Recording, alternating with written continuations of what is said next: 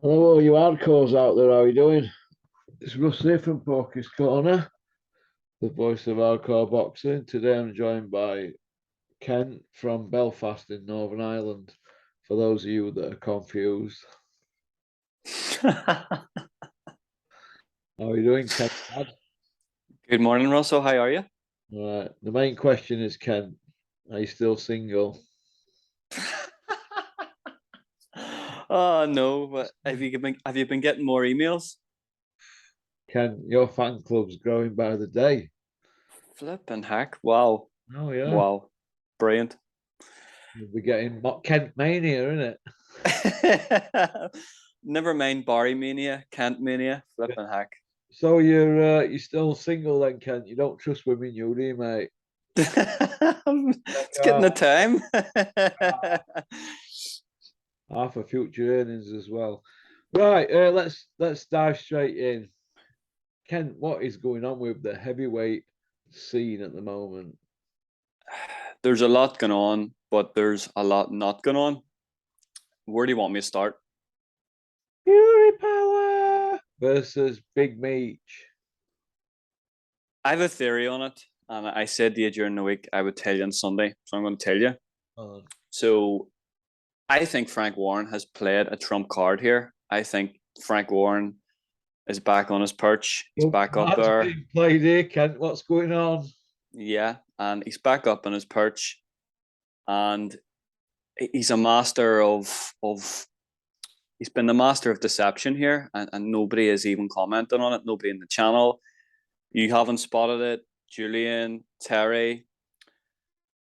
I think it's genius. And I think the last 4 weeks, all we have heard about is Fury, Joshua. I think the contract was sent out. It was sent out knowing that the time frame they get commercial, they get the business, they get the contracts wouldn't happen. It was a great deal. It's a too good a deal to be offered for somebody who has lost his last two fights. We have got Conor Ben and Eubank Jr. next weekend, and it's hardly had any press. Why? Because we're talking about this smokescreen of Big Femi and Tyson Fury that was never going to happen. I think it was genius of Warren to put this out. You know, we all know that Tyson is absolutely marvelous. He loves attention. He craves attention. He loves stealing the limelight. And to be honest with you, Frank Warren and Fury have stolen the limelight in the build up to this fight at the weekend for the last 4 weeks. And I have people saying to me, like casual fans and friends of mine that maybe don't follow boxing as well as me, when's the Eubank fight? And in the same conversation, they're saying, what's happening with Fury and Joshua? So that answers the question. I think it's been just a massive PR grab from Frank Warren and Tyson Fury. It's like an who done it, Ken, isn't it? It's like it's a mystery. It's just genius. No one's. Firstly, Russell, the zone need this event to really, really do well. We know the money they're losing worldwide. Yeah. Eddie's kind of abandoned domestic level. That's why all the fighters domestically are going to Sky and going to other platforms. So this needs to really, really, really work. And firstly, we don't even really no one's talking about the undercard for one. And this week it's only really started getting a bit of mainstream traction this week. But throughout even all these platforms, like all the other YouTube platforms like IFL, Seconds Out, all them, even ID Boxing, all them platforms, nobody's been really, really overly talking about it. It's been Femi and Tyson that has been trending more than that. So I think it's been a great publicity steal from them. It's been genius from Frank Warren. Yeah, yeah. Where do you see Eddie's role in all this now moving forward, Kent? He's been played again. He seems to just fall into these traps, and he's been played again. Frank Warren's been at promoting over 30 years. You look at like Bob Arum, even longer again. Eddie's a young pup, relatively compared to these, and so They have all the experience. They have all the know-how. They seem to know how to get big fights made. Eddie isn't. Eddie isn't delivering the big fights that people want. And do I think the fight happens? Absolutely no chance. He signed this massive DAZN deal. Why would that? That would mean they've just got 100 million. It's like, do you ever see the scene in Only Fools and Horses in the episode where they had the diamonds? Yeah. Do you ever see it? Where Del Boy at the end has the money and he doesn't realize it's actually proper money. And he throws it out the balcony. Yeah. At the end, all the money goes everywhere. That's basically what Eddie Hearn would be doing if he made that fight. There's no way they can risk that another loss. Who would want to watch AJ in a pay-for platform and pay-per-view if that fight happened and he did lose? Because to be honest with you, I thought he looked dreadful in the last fight against Usyk. I thought he looked worse, to be honest. Yeah, you know that scene where Del Boy throws that 1,500 subs out at window, and obviously with real money. Does that still bother you, Ken, at night? I can't watch it. I always watch that episode, and I get to that stage and I just turn it over. I can't watch that episode. It's a brilliant episode, but no, I can't watch that part of the episode. No. Dry humor. One of the scenes I like in that film is where he's over in Amsterdam and they're doing deal, and Del Boy knows they're not kosher, but he turns around and says, "Oh, he's a big lad, isn't he?" And he goes, "Yeah, I suppose it's with all cheese he eats, isn't it?" Because he's in Holland. I thought that were genius. And he turned around and looked at him and he says, Ajax, Ajax. And the guy just looked at him like, that's pretty genius. Okay then, Ken. Do you feel that, obviously, well, we know, in our opinion, we feel that Bricktops give Eddie Hills the 5-0 Iceman from Billy Ricky free by way of, but no footage, is there, Eddie? All there is him knocking Spotty Frank about, isn't there?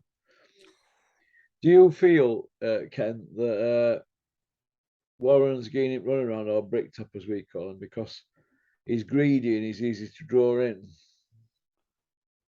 I think in business, Russell, but business, you need to separate your emotion quite a lot from business and just be completely clinical. Yeah. And I think Eddie can't do that. Eddie can't separate his emotion from business. And he has been given the runaround. It's like, it's Wile E. Coyote. He is lost in translation. I feel that Frank's playing him again. And how did they not see that coming? How did they not even think about that long term? Instead of Eddie just saying, you know what, see when we get the Ben Eubank fight over, then we'll talk and then we'll discuss it. But at the minute, I have to build this fight, and he hasn't been strong enough emotionally, and technically he hasn't been smart enough again. Do you feel that they're in a tight spot, aren't they now? And do you feel that maybe Joshua wants it and Eddie wants to keep him in and have the opinion that the Fury fight's always going to be there? A bit like Manny Pacquiao and Floyd Mayweather. It went on that long, didn't it? But their camps were more or less saying to each other, well, it's always going to be there.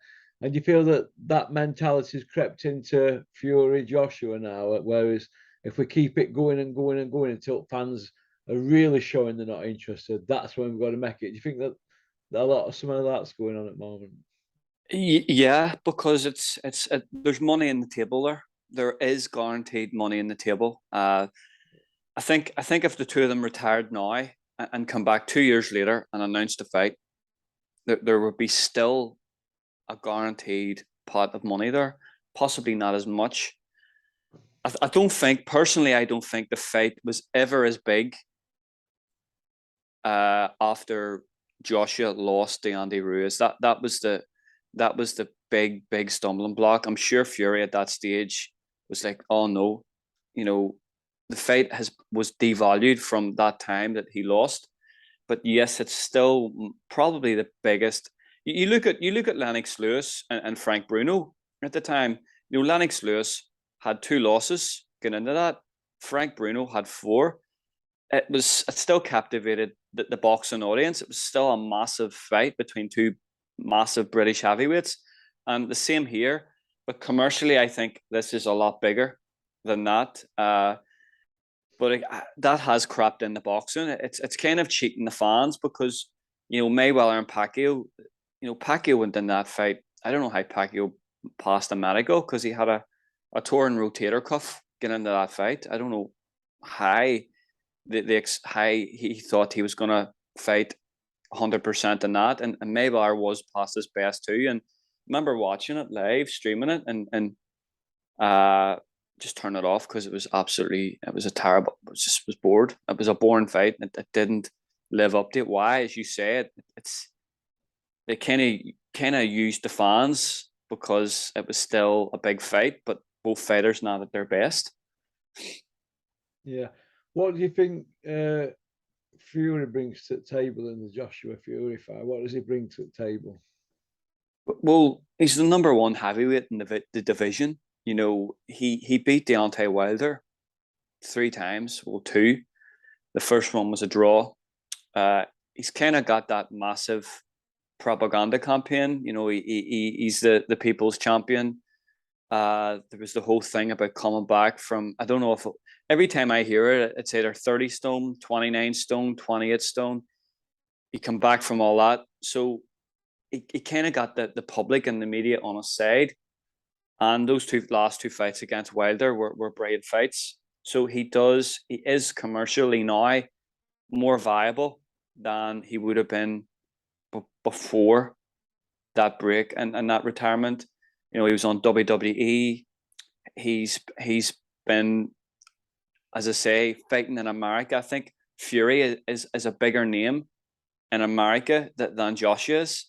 I think now, because of the Wilder fights, he's a bigger name in the UK than Joshua is. And you look at that last pay-per-view, I done a video here and I called it a pound shop pay-per-view. He single-handedly sold that pay-per-view with an atrocious undercard and against Dillian White, who didn't say a word for 6 weeks. So he commercially brings a lot of revenue. The record was at 89,000 or 90,000. That's another debate. But Joshua's lost twice in a row now to Usyk, and he looks like he's gone backwards. So I think his commercial value is trending better than AJ's. Yeah. What does Joshua bring to the table then? Big Meech. He brings 2 back-to-back losses against a guy stepping up from cruiserweight. There's a lot of confusion. There's a lot of confusion in the camp.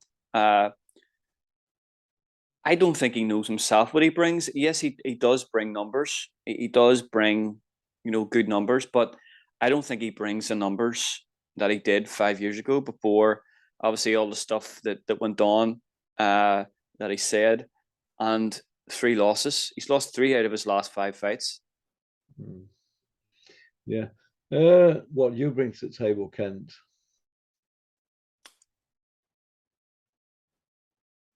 Kebab and chips. And a tin of Coke. What, full fat? No, I like a glass of Coke at the weekend to treat myself to a glass of Coke, out of the glass bottle. Ripping shit up, Kent. Yeah. On the weekend with that tin of cola. Yeah. So we've covered Joshua Fury. It looks like it's dead in water, doesn't it now? We've played everybody. Do you feel the mad mugs of boxing fans, with this circus that's been going on, if it don't get made it next couple of days? Yeah, they have, and the kind of the mainstream media and the casual fans will buy into it and they'll listen to it. But if you know boxing and you know that time frames of contracts and fights being made can take from 3 months to 6 months to a year, I don't think a fight that generates that amount of money can be made in 2 weeks. There's always going to be. It's like buying a car of someone. You're not going to go and turn around and say, well, if the car's $5,000, you're going to turn up with $5,000. You're going to say, well, what's your cheapest? There's always a bargaining chip. There's always room for negotiations and bargaining. And by the time that they get down to that bargaining contract, it could be 6 months. And I think the thing is as well, I think Matchroom and I think Eddie knows that they need to take AJ now to other countries. They need to take him to Dubai and Saudi because he doesn't have that popularity in the UK now. The site fee covers for possibly what he's not going to bring in the UK. Yeah, yeah. Okay. Man of the moment, Joyce. What do you think? AK Well, we have been talking about him for 2 years, so he's not the man of the moment on this channel, and not for me. He's been that heavyweight for the last couple of years. He beats Joseph Parker. Yeah, I know Joseph. I know Derek Chisora made Joseph Parker look like Julian Jackson in his last fight, but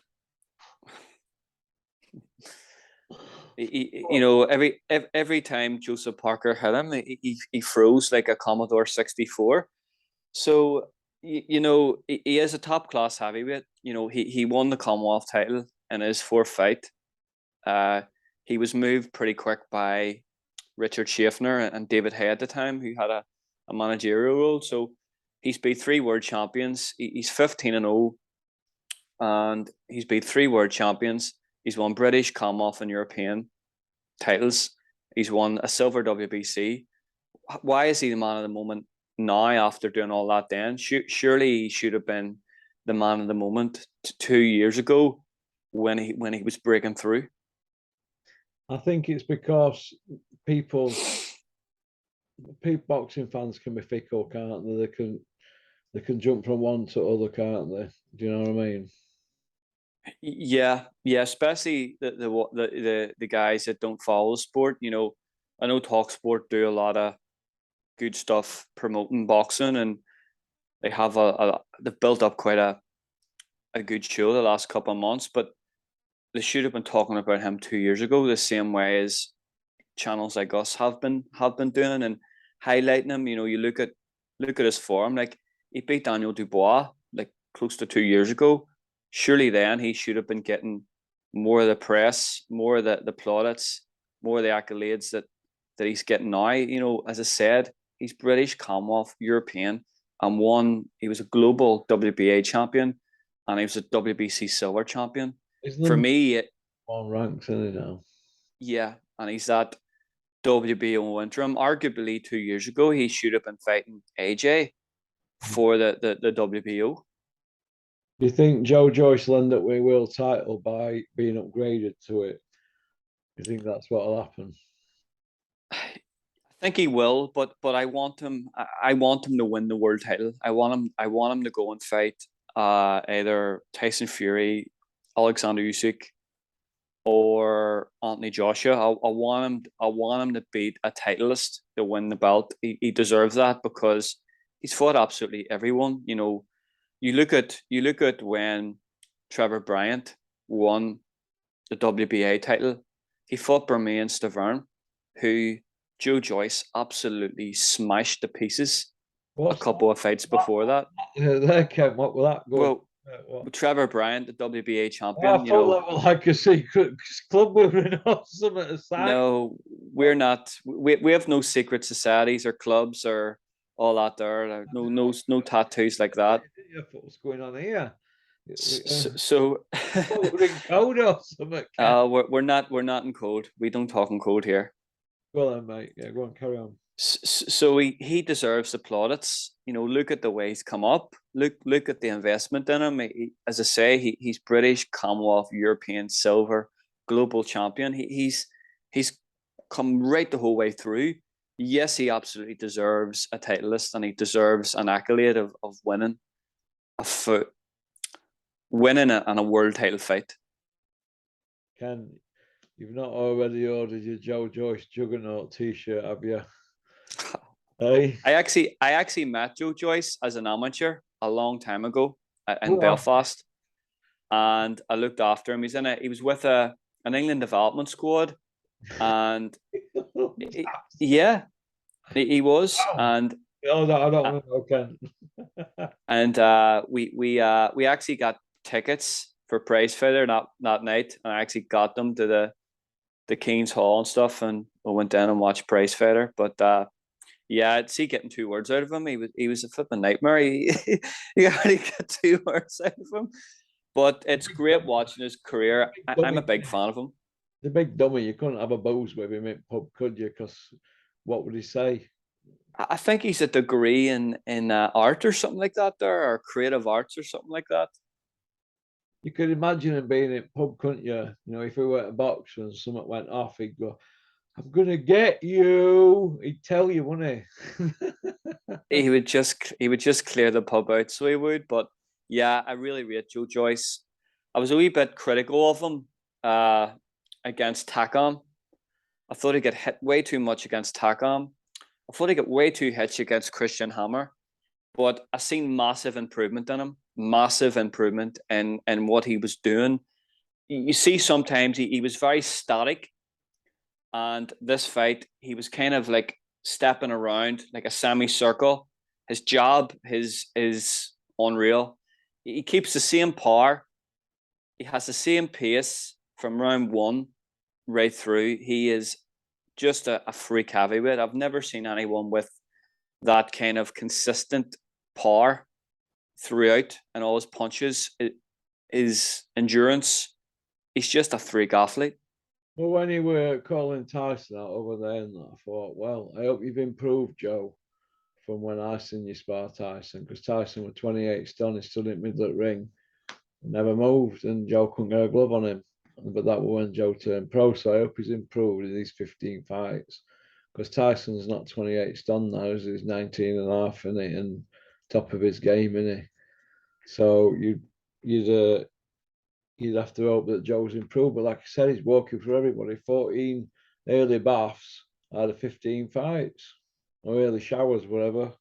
Well, what's Ron Atkinson say? Big Ron, early doors. Yeah, we'll do him early doors. You're right. He has improved. Ron Atkinson or Joe Joyce. Big Ron. Aston Villa days or Man United days, or remember Coventry? Remember his gig at Coventry when what was it? He took over Nottingham Forest. Did he take over at Nottingham Forest?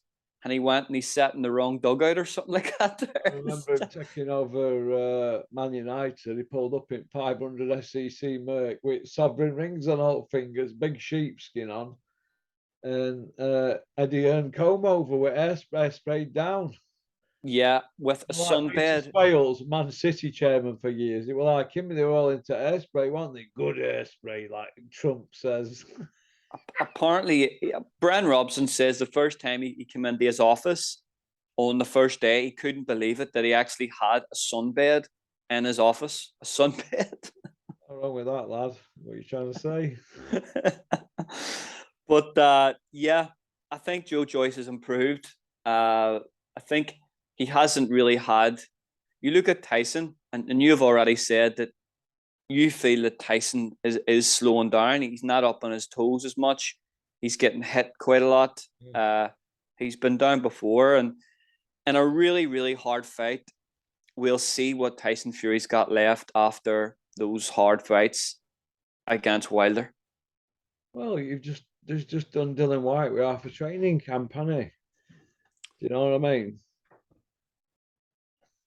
That was that he could have beat Dillian White with one hand tied behind his back.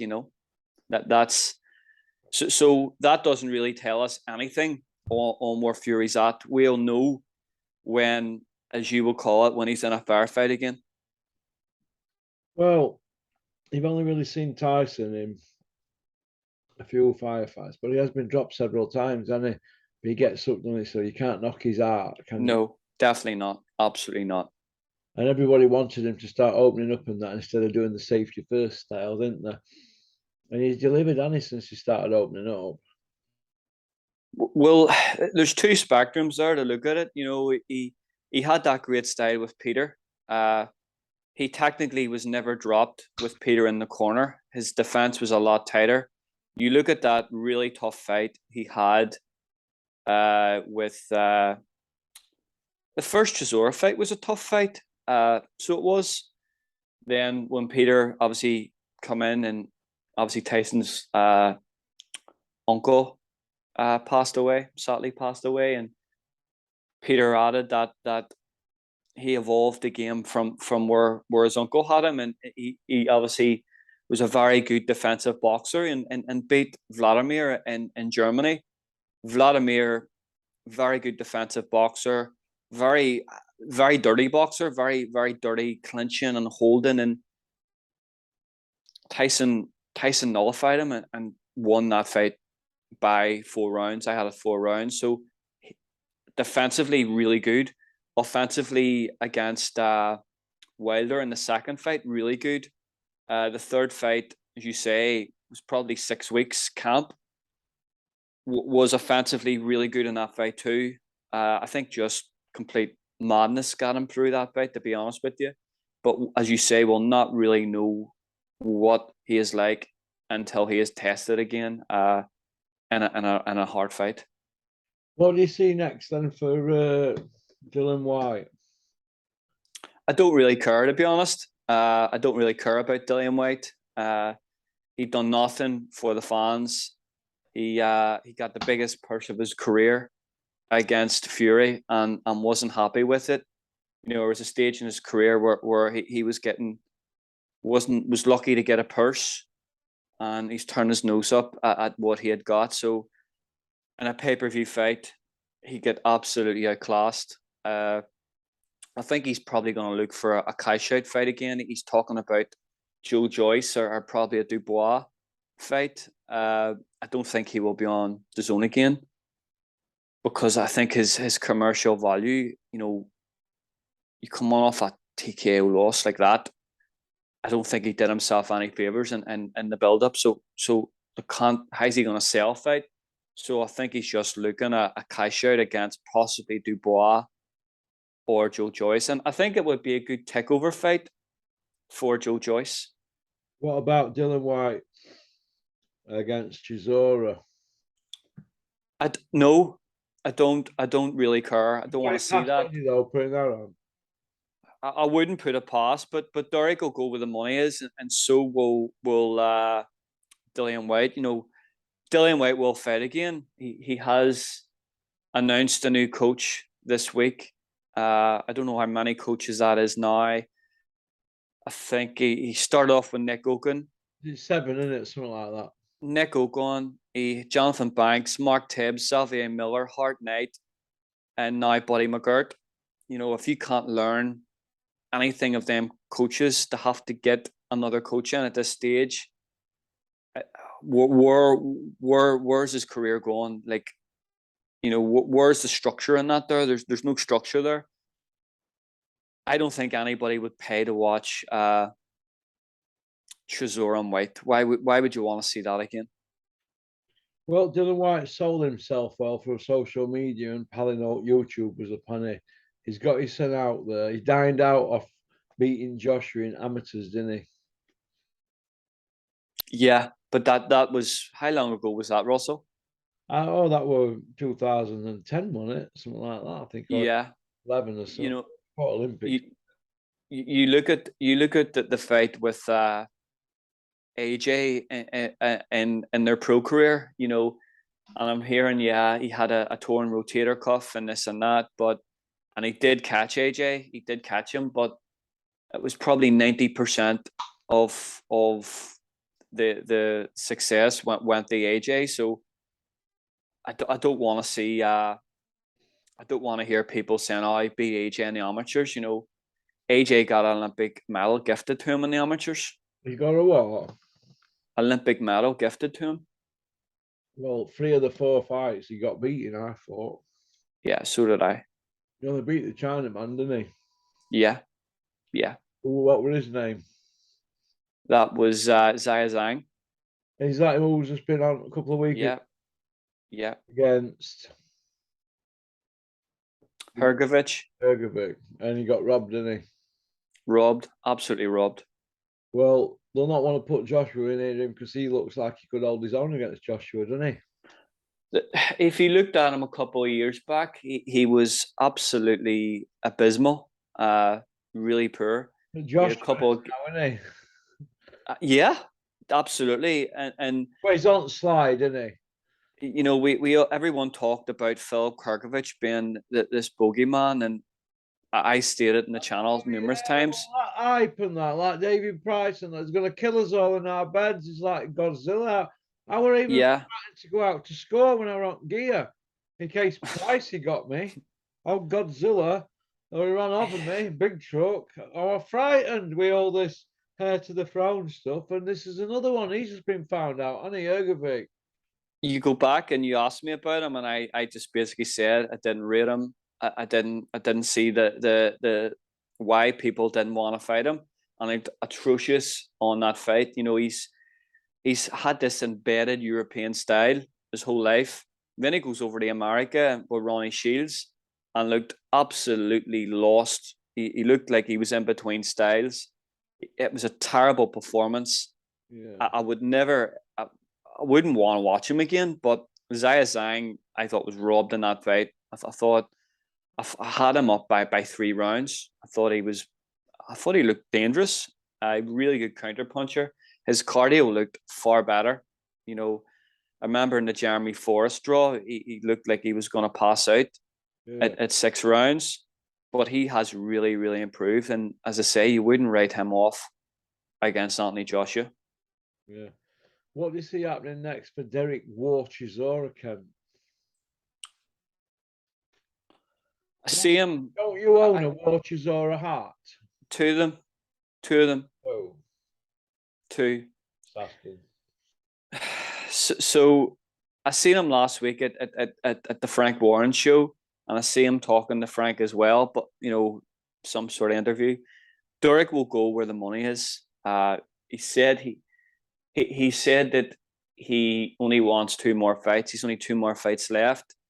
It depends where that is. I think he wants the Joe Joyce fight. I think he knows that Joe Joyce now is a pay per view fighter. I wouldn't class him as a pay per view fighter, but he's on pay per view. And I think for Derek, Be an opponent for Usyk, yeah, Fury, one of your Joshua, it'd be pay per view. Is that what you meant? Yeah. yes, yes, he, and as I say, Parker and Joyce was pay per view last week. Was it a pay per view fight? No, it wasn't, but it was on pay per view. I see Derek going where he will go as a B side for a pay per view fight. He's still going to get paid really well for that.